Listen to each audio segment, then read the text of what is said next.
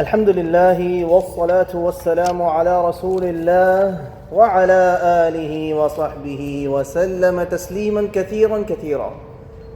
أما بعد فرب اشرح لي صدري ويسر لي أمري واحلل عقدة من لساني يفقه قولي.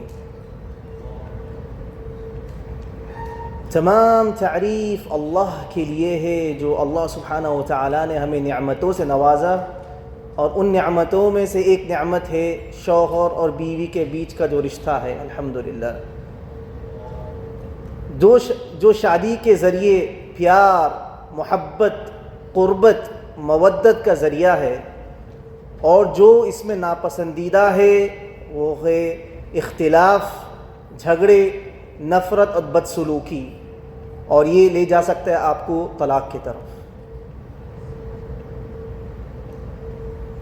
صلوات و سلام ہو آپ نبی صلی اللہ علیہ وآلہ وسلم پر، جو ہمیں بتایا ہے کہ شیطان کے جال سے ہمیں بچنا چاہیے، اور شوہروں کی طرف مخاطب کر کر کہا ہے آپ نبی صلی اللہ علیہ وسلم نے، ان اعظم الذنوب عند اللہ،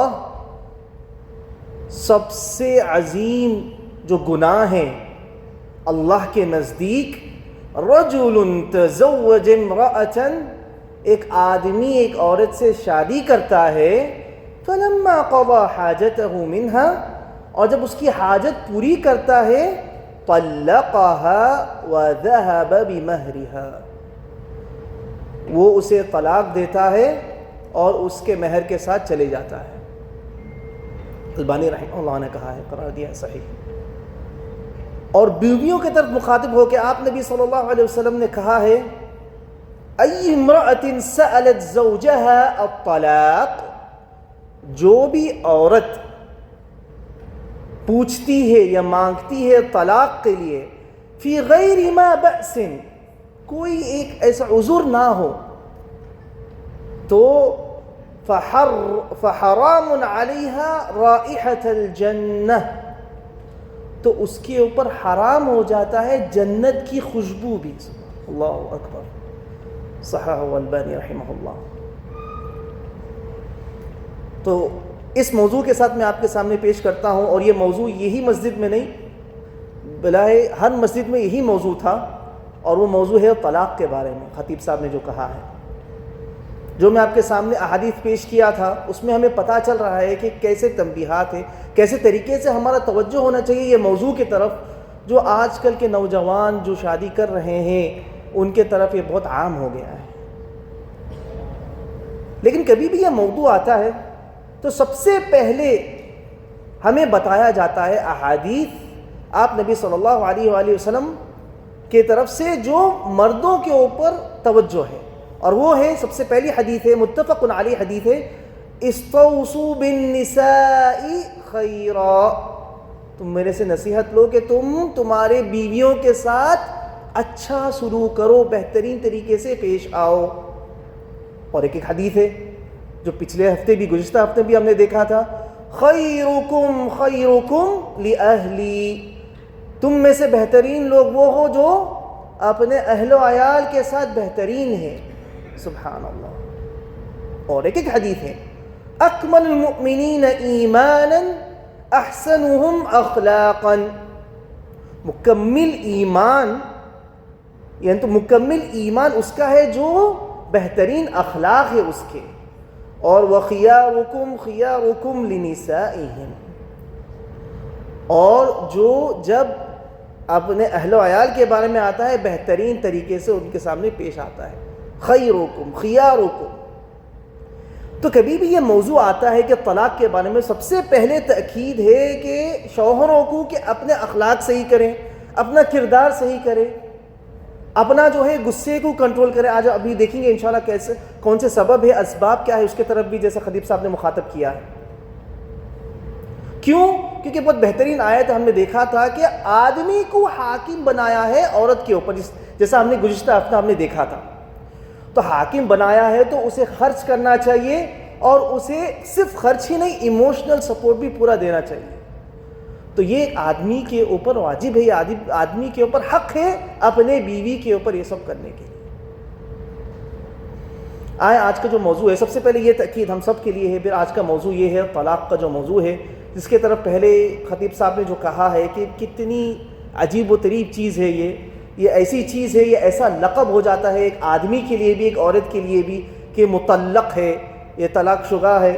تو یہ ایک ایسا لقب ہے جو کوئی پسند نہیں کرتا ہے، اور یہ ایسا ایک ٹائم بوم ہے، جیسا خطیب صاحب کے کلمات ہے، کہ ایک خاندان کو تباہ کر دیتا ہے مکمل طریقے سے.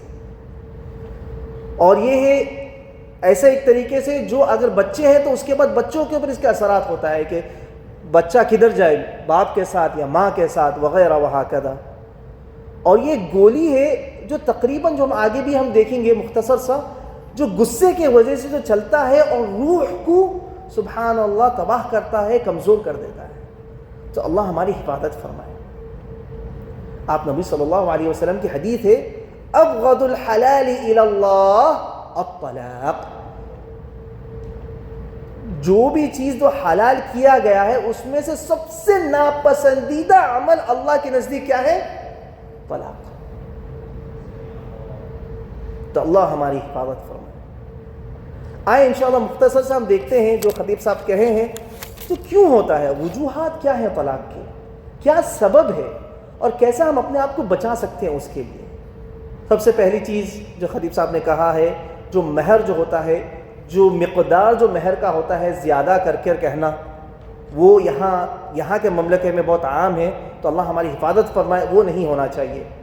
پھر آپ کو پتہ ہے جیسا کہ میرج کانٹریکٹ ہوتا ہے، ہمارے پاس تو یہ پتہ بھی نہیں ہوتا ہے کہ شروط ہوتے ہیں. ایک میاں، ایک شوہر اپنے بیوی سے نکاح کرنے سے پہلے شروط رکھ سکتا ہے، ایک بیوی اپنے شوہر کے ساتھ نکاح کرنے سے پہلے شروط رکھ سکتے ہیں. تو بعض اوقات ہوتا ہے کیا کہ شروط بہت زیادہ کر دیتے ہیں وغیرہ ہکذا، یہ طریقے سے وہ طریقے سے. اور پھر ہوتا ہے کہ یہ بہت اہم ترین چیز ہے جو خطیب صاحب اس کی طرف بہت توجہ دیے تھے، وہ سوء الاخلاق. ہمارا جو کردار ہے، ہمارا جو اخلاق ہے صحیح نہیں، تو اسے ہمیں صحیح کرنا بہت ضروری ہوتا ہے. اور اخلاق صحیح ہونے کا سب سے اہم ترین چیز کیا ہے؟ تیز مزاجی کا، جلدی غصہ آنا، شارٹ ٹیمپر. یہ جو ہوتا ہے اسے ہمیں کنٹرول کرنا چاہیے کہ ہر وقت غصے میں کوئی بھی چیز ہوتی ہے خیر نہیں ہوتا ہے اس میں. اور بعض اوقات اس کے سبب یہ ہے، وجوہات یہ ہے کہ طلاق بعض اوقات لوگ کو پتہ نہیں ہوتا ہے کہ یہ ابھی سنت ہے طلاق، ابھی بدعت ہے طلاق. بعض اوقات لوگ طلاق دے دیتے ہیں اور وہ طلاق کا وقت آیا ہی نہیں ہوتا ہے. تو اللہ ہماری حفاظت فرمائے. اور پھر سب سے عجیب ترین چیز ہے، یہ جو میرے ہاتھ میں بھی ہے، یہ جو موبائل فونز آج کل آ گئے ہیں، تو یہ جو طریقے سے ہمارے ذہنیت کو بدلتا ہے اور ہمارے ذہنیت کو تھوڑا تھوڑا کر کے ویسٹرن کلچر کی طرف لے کے جاتا ہے، یہ بھی ایک وجوہات میں سے ہے کہ طلاق کا ذریعہ بن سکتا ہے. اور پھر اور بھی وجوہات میں سے خطیب صاحب نے جو کہا تھا، مختصر سے میں آپ کے سامنے پیش کر رہا ہوں. اچھا آپ کہیں گے کہ اچھا یہ تو میرے اندر نہیں ہے تو میں تو اسے حفاظت. اچھا آپ سب دیکھ لیں کہ یہ کس کے اندر کیا ہے اور کس کو کیسے صحیح کرنے کا ہے. یہ ہر کسی کے لیے یاد دہانی ہے، کیونکہ ہر کوئی الحمدللہ باذن اللہ یہاں شادی شدہ ہے، نہیں ہے تو کہ اللہ تعالیٰ اس کی شادی جلدی کرا دے. تو یہ بہت اہم ترین چیز ہے ہم سب کے لیے یاد دہانی کے لیے. تو بہت بہترین طریقے سے ہر جدہ کے ہر مسجد میں یہی موضوع تھا. سبحان اللہ، ہر کسی کے لیے یہ تیاری کی جا رہی تھی کہ ہمیں یہ سب سے بچنا چاہیے بول کر. پھر ایک شوہر جو زیادہ سفر کرتا ہے اور گھر پہ وقت نہیں دیتا ہے، اور میاں اور بیوی، شوہر اور بیوی اپنے آپ کو صفائی نہیں کرتے ہیں ایک دوسرے کے لیے. ابن عباس رضی اللہ عنہ کہتے ہیں، انی احب ان اتزین لزوجتی، مجھے پسند ہے کہ میں میری بیوی کے لیے اپنے آپ کو مزین کروں، اپنے آپ کو تیار کروں. کما احب ان تتزین لی، جیسا کہ میں یہ بھی چاہتا ہوں کہ میری بیوی بھی میرے لیے تیار ہو. سبحان اللہ. تو یہ ہماری ایک عادت ہونا چاہیے کہ ہم اپنے بیوی کے لیے تیار ہوں اور بیوی اپنے شوہروں کے لیے تیار ہوں. پھر اور ایک بہت عجیب و غریب چیز ہے، جو لوگ سگریٹ کرتے ہیں، سگریٹ مار کے جاتے ہیں تو وہ باس آ جاتی ہے، پھر وہ باس لے کے گھر جاتے ہیں تو وہ کراہت ہی وہیں سے شروع ہو جاتی ہے. تو اللہ تعالیٰ اس سے بھی حفاظت فرمائے. اور جو ایک عورت ہے جو گھر پہ رہنے کا اس کو حکم دیا جاتا ہے، وہ باہر نکلتی ہے بنا پردے کے، اور آج کل کا جو ماحول چل رہا ہے کہ آدمی اور عورت کا ملنا ایک دوسرے سے کوئی مسئلہ ہی نہیں ہے، کوئی اس میں اختلاف ہی نہیں ہے، آرام سے ملیں، وہ جو غرا ہے جو ایک شوہر کے اندر ہونا چاہیے وہ نہیں ہے، تو یہ سب کے وجہ سے وجوہات ہو سکتے ہیں. یہ بدایہ وجوہات ہے جو طلاق کے طرف لے کے جاتا ہے. اور جیسے طریقے سے آج کل جو ہے کچھ بھی ہوتا ہے اچھی چیز تو ہم کیا کرتے ہیں، واٹس ایپ میں اسٹوری میں ڈال دیتے ہیں یا تو سوشل میڈیا میں انسٹاگرام پہ ڈال دیتے ہیں. تو ویسے طریقے سے کیا ہوتا ہے، لوگ دوسرے دیکھتے ہیں اور پھر نظر لگ جاتی ہے، عین العین جو ہے، تو یہ جادو ہو جاتا ہے. جادو سے بھی اللہ تعالیٰ ہماری حفاظت فرمائے. اور بہت عام چیز ہے یہ جو بہت بار میں اور آپ دیکھتے ہیں کہ کلمات جو ہیں، ہم جو بول چال ہم جو کرتے ہیں وہ کلمات میں ہم ایسے طریقے سے اب ایک میاں اپنی بیوی کو کہتا ہے کہ پتہ ہے کہ اس کی بیوی کو چوٹ لگے گی، اس کو تکلیف ہوگی، پھر بھی کہتا ہے. اور ویسے ہی طریقے سے بیوی بھی اپنے شوہر کو ایسے طریقے سے کہتی ہے کہ اسے پتہ ہے کہ اس کی شوہر کو تکلیف ہوگی، پھر بھی وہ کہتی ہے. تو ایک عام چیز ہو گئی ہے تانا مارنا وغیرہ وہکذا. تو یہ سب وجوہات ہے، ہم اپنے آپ کو بچانا چاہیے اور اپنے بیویوں کو بھی بتانا چاہیے کہ اس سے بچنا چاہیے بول کر. اور بہت اہم ترین چیز ہے، یہ ہم دنیا میں رہ رہے ہیں، یہ دنیا میں کبھی بھی کوئی پرفیکشن نہیں ہے، کچھ نہ کچھ کمی پیشی تو ہے ہی ہے، ہر کوئی پرفیکٹ نہیں ہوتا ہے ادھر. تو اس کا مطلب یہی ہے کہ ہم لوگ کو یہاں سمجھوتے کے ساتھ رہنا چاہیے، تھوڑا کمپرومائزز کر کے چلنا چاہیے. شوہر کہتا ہے کہ میں سمجھوتا نہیں کروں گا، بیوی کہتی ہے کہ میں سمجھوتا نہیں کروں گا، تو اس میں یہ اختلاف پیدا ہوتا ہے اور کراہت اور نفرت پیدا ہوتی ہے ایک دوسرے کے لیے. تو کبھی بھی ایک چیز ہوتا ہے سمجھوتے کے ساتھ چلنا چاہیے. اللہ کے نبی صلی اللہ علیہ وآلہ وسلم یہ کہتے ہیں، البانی رحمہ اللہ نے اسے صحیح قرار دیا ہے، لا تضروا اماء اللہ، اللہ کے بندیوں کو نہیں مارو. بعض اوقات ایسا ہوتا ہے سمجھوتا نہیں کرتے ہیں اور ظلم کرتے ہیں، تو اللہ تعالیٰ، اللہ کے نبی صلی اللہ علیہ وآلہ وسلم اس کی طرف تاکید کرتے ہیں. اچھا اور ایک طرف بھی ہے کہ بعض اوقات عورت ایسے ہو جاتے ہیں گھر پر کہ پورے جو آدمی کے جو حقوق ہیں وہ لینا شروع کر دیتے ہیں.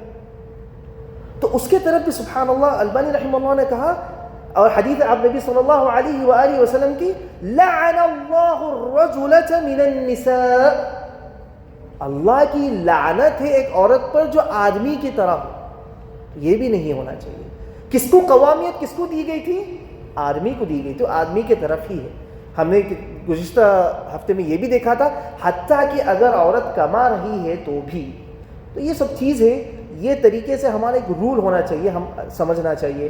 اور کبھی بھی ایک شوہر اپنے بیوی کو، یعنی تو ایک بیوی اپنے شوہر کو یہ حکم نہیں دینا چاہیے جو حکم اللہ کی اور اللہ کے نبی صلی اللہ علیہ وسلم کی اطاعت کے اگینسٹ جائے، اس کے خلاف جائے.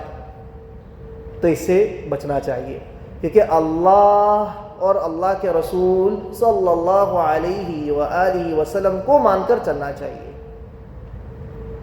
اور بھی بہت چیزیں کہ اگر بیوی اگر اچھے طریقے سے نہیں پکاتی ہے، کپڑے نہیں دھوتی ہے، تو یہ ایک طریقے سے کیا ہوتا ہے، شوہر کو ایک کراہت آتی ہے وغیرہ وہکذا.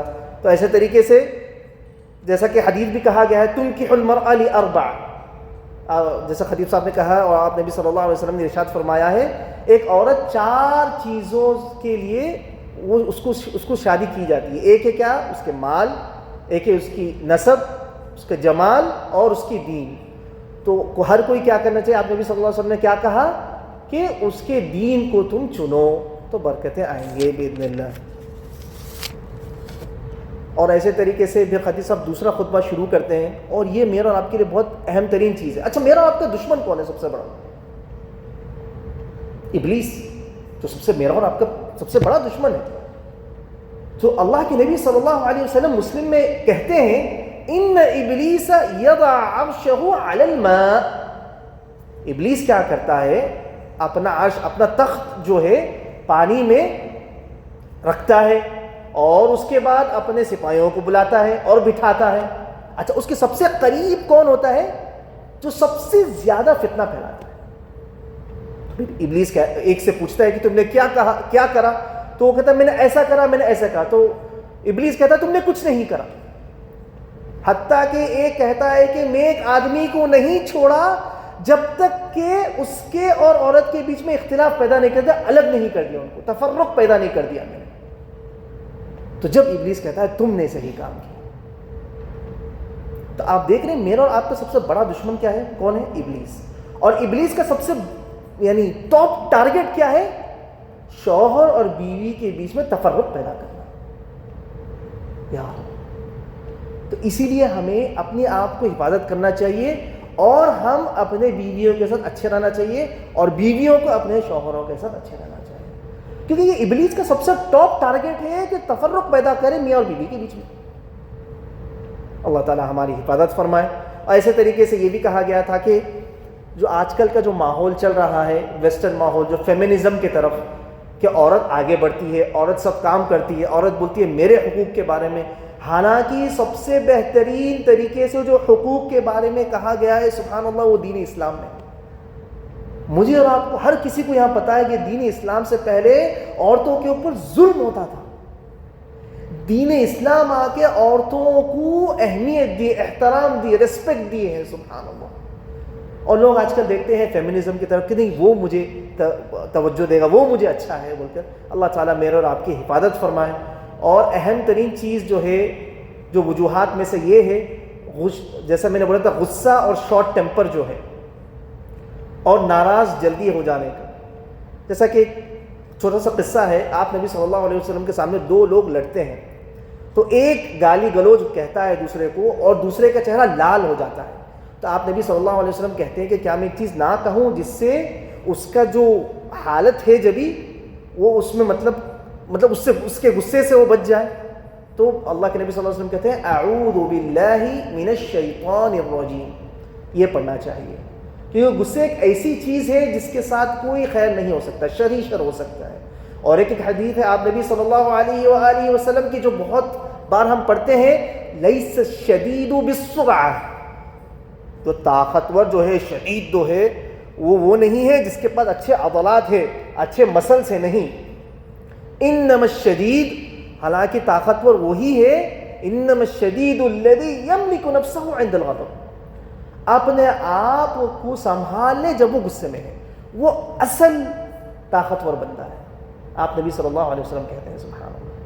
تو کبھی بھی غصہ آتا ہے, میں اور آپ اپنے آپ کو ٹھنڈا کرنا چاہیے, اپنے آپ کو سنبھل کر اپنے آپ کو کنٹرول کرنا چاہیے. اور بھی اس میں کچھ کبھی بھی آپ کو اگر غصہ آتا ہے تو کیا ہے, اعوذ باللہ من الشیطان الرجیم پڑھنا چاہیے, یعنی تو وضو کرنا چاہیے, یعنی تو ایسا ہونا چاہیے کہ گھر چھوڑ کر تھوڑی دیر کے لیے باہر چلے جائیں جب تک آپ ٹھنڈے نہ ہو جائیں. اگرچہ کوئی چیز غصے میں ہو جائے تو اس میں شر ہے, خیر نہیں ہے. اللہ میرے اور آپ کی حفاظت فرمائے. اور ایک حدیث ہے, ترمذی کی حدیث ہے, البانی رحمہ اللہ نے صحیح قرار دیا ہے اس کو, من کرم غیظا وهو يقدر على ان ينفذه, اگر کوئی اپنے غصے کو کنٹرول کرتا ہے حالانکہ وہ اپنا غصہ ظاہر کر سکتا تھا, دعاه الله على رؤوس الخلائق, اللہ تعالیٰ پورے مخلوق کے سامنے اس کو بلاتا ہے, اور حتی یخیر فی ای الحور شاء, او کما قال علیہ الصلاۃ والسلام, پھر کہتا ہے کہ کون سے حور کو تم چننا چاہتے ہو چنو. سبحان اللہ. بس کیا ہے کہ میں اور آپ اپنے غصے کو کنٹرول کریں. یہ بہت اہم ترین چیز ہے ہمارے لیے کہ ہم اپنے غصے کو قابو میں رکھیں, کنٹرول کریں, کیونکہ غصہ بہت ایسی چیز ہے جو خراب کر دیتا ہے. اللہ تعالیٰ ہماری حفاظت فرمائے. یہ طلاق ایک ایسی چیز ہے جو حلال تو ہے لیکن بہت ناپسندیدہ عمل ہے اللہ کے نزدیک. تو وہ ہونے سے پہلے, وہ مرحلہ پہ آنے سے پہلے, یہ جو وجوہات ہے, یہ جو کازز ہے جو طلاق کی طرف ایک کو لے کے جا سکتا ہے, اس طرف ہم اپنے آپ کو بچا لیں. یہ سب چیز سے اپنے آپ کو ہم اچھے طریقے سے کریں. اور کبھی بھی یہ یاد رکھ لیں کہ آدمی کے طرف اللہ کے نبی صلی اللہ علیہ وسلم اور اللہ سبحانہ و تعالیٰ بھی کہتا ہے کہ اپنے بیویوں کے ساتھ اچھا سلوک کرو, اچھے طریقے سے پیش, اور یہ بہت اہم ترین چیز ہے. تو اللہ تعالیٰ ہماری حفاظت فرمائے, اللہ تعالیٰ ہمارے شادیوں میں برکت عطا فرمائے, اللہ تعالیٰ ہمارے شادیوں میں تفرق نہ پیدا کرے, اللہ تعالیٰ ہمارے شادیاں ایسا بنائے کہ ہمارے لیے خیر ہو, مودہ ہو, رحمہ ہو, اور اللہ تعالیٰ ہمارے لیے خیر و عافیت کے معاملات فرمائے. آخری میں جیسا خطیب صاحب کہہ رہے تھے کہ یہاں سبحان اللہ کتنے بہترین جگہ ہیں ہم, جیسے کہ تھوڑے آرگنائزیشنس ہیں جو جمعیہ مساعدہ شباب علی الزواج، جمعیہ مودہ، جمعیہ مسرہ وغیرہ وہکذا، جو اگرچہ کوئی مسئلے مسائل آ بھی جائیں تو آپ یہ آرگنائزیشنز کے پاس جا سکتے ہیں، ان کے پاس کیا ہو بیٹھ کر ایک دوسرے کی صلاح کے لیے بیٹھتے ہیں، کنسلٹیشن کے لیے علماء لوگ ہوتے ہیں، اور تدبر کے لیے ایک دوسرے کو بٹھاتے ہیں، ایک دوسرے کو کہتے ہیں کہ آپ کے کیا چیز ہے جو آپ بولنا چاہتے ہیں، جو آپ کے شوہر کی طرف، شوہر کو کہتے ہیں بیوی کی طرف، اور دونوں کو صلاح کرتے ہیں۔ تو اللہ تعالیٰ ہمیں نیک توفیق عطا فرمائے، اللہ تعالیٰ ہمیں صحیح طریقے سے بیویوں کے حقوق ادا کرنے کی توفیق عطا فرمائے، اور ہر بیوی کو اپنے شوہر کے حقوق صحیح طریقے سے عطا کرنے کی توفیق عطا فرمائے۔ اور ایک دعا ہے جو سب سے پہلی دعا ہے جو خطیب صاحب نے کہا تھا، اور تقریباً میں تیسری بار یا چوتھی بار خطبہ میں کہہ رہا ہوں، وہ کون سی دعا ہے؟ سورہ فرقان کی، ربنا هب لنا من ازواجنا وذرياتنا قرة اعین۔ اے اللہ، اے میرے رب، اے میرا پروردگار، مجھے عطا فرما میرے بیویوں میں سے اور میرے بچوں میں سے آنکھوں کی ٹھنڈک، قرۃ عین، آنکھوں کی ٹھنڈک یا رب۔ اللہ تعالی ہم سب کو عطا فرمائے، آمین یا رب العالمین۔ جزاکم اللہ خیر، وما علینا الا البلاغ المبین، والسلام علیکم ورحمۃ اللہ وبرکاتہ۔